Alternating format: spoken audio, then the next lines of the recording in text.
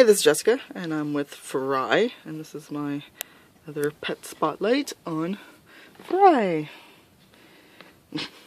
He is an orange tabby, completely orange, has no white on him, so you can kind of tell.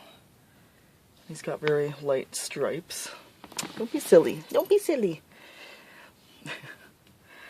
And he's technically my first pet ever that was like mine. Because family pets like dogs and stuff don't, I guess I'm not counting. After college, me and Pat moved into an apartment, and Pat had his cat named Peanut, which is an orange and white tabby, and then I wanted to get myself a cat. So there is a Petcetera that we used to go to. I don't even think that store exists anymore, at least the store that we got Fry at doesn't exist anymore. And Pat's mom said that they had orange tabbies, and there was two, but I think one was a girl. And she was like, oh, they're probably like both gone because a lot of people like orange cats. So we ended up going to Petcetera, I think like the next day or something, and he was there, but the girl had already been adopted. And so we saw him, and he was all orange, and what it was is, Petcetera is a pet store, but they were helping adopting out animals, but he was from the OSPCA of Western Quebec for some weird reason, even though we were living in Ottawa at the time. I don't know why they were helping out the Quebec SPCA, not the Ontario one, whatever. Ottawa's like right on the border, but I still think it's weird. So technically he's from Quebec, and I think he was 3 or 4 months when we adopted him. I can't even remember, because I have the paperwork somewhere. And he was quite large. He wasn't like Bender was tiny. He was 2 months when I got him, and he was tiny. Fry was quite large. Always been a large cat. He had huge ears at the time, which he grew into. Can't really tell now.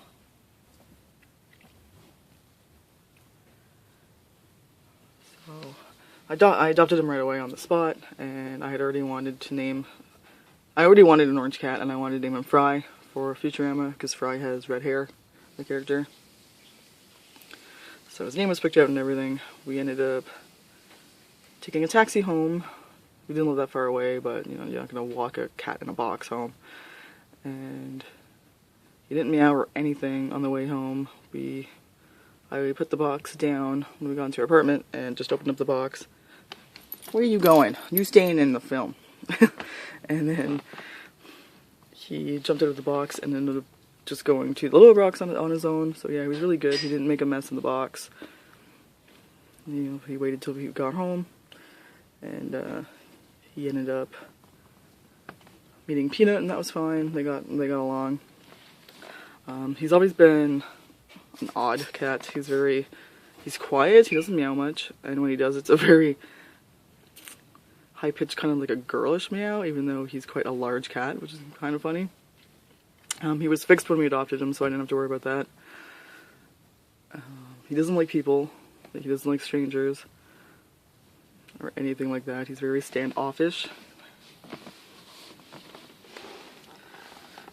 And we tried to bathe him like the second night, and Pat got tore up by him because he had huge paws, and his claws went right into Pat's thigh, inner thigh. So that was a fun time. Yeah. He likes to overgroom, which is why his eyes are like that, because he rubs them too hard. He is a little mentally, I don't know, obsessive compulsive. If I can show you his belly, he has a bald belly from overlicking. Oh, it's growing back a little bit. Good boy. But it's perfectly, like, clean. It's smooth. It's not scaly. Like I said, I think it was last year we went to the vet with both of them. I showed the vet it, and they looked him over and decided it wasn't like anything physical. It's basically mental at this point. He's just licking himself in that area, but it's not spreading. He only sticks to that area. So I think he's one of those animals where if it got any worse, he would be on like an antidepressant or something, because he's a little OCD or something.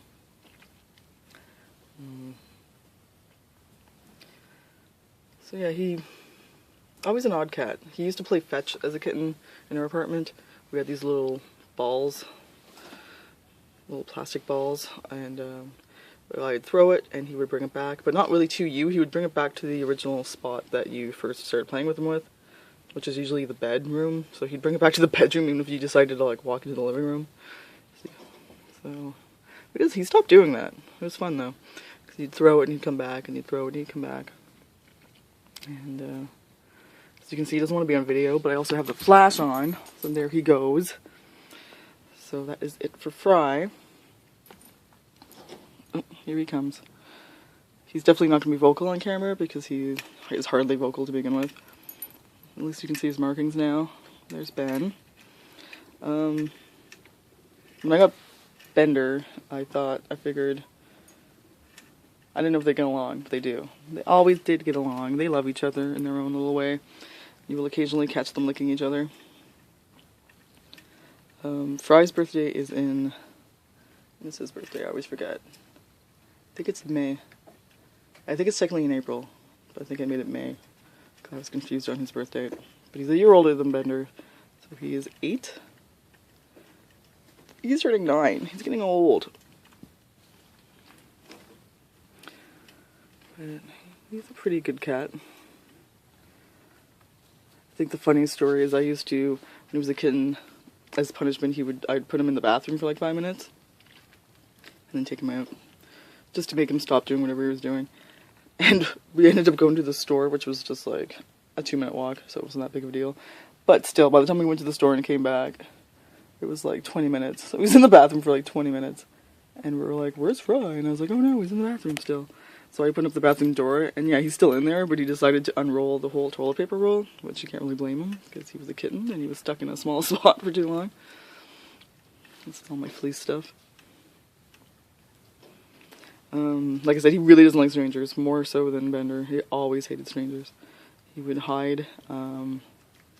I had somebody try to touch him, who I freaking warned not to touch my cat. I said, don't touch my cat, he doesn't like people. She decided to do anyways, and she got scratched, and I laughed at her, because that was her own fault. Because, like, don't touch my pet when I told you not to. And there he goes, because we know he knows we're talking about him. He's not even leaving, he's right there. So we will talk about him and look at Bender.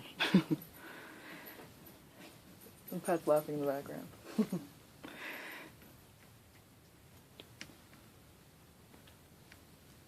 So basically that's all about Ben Fry anyways, because I don't really have much else to say. And thanks for watching. Bye bye.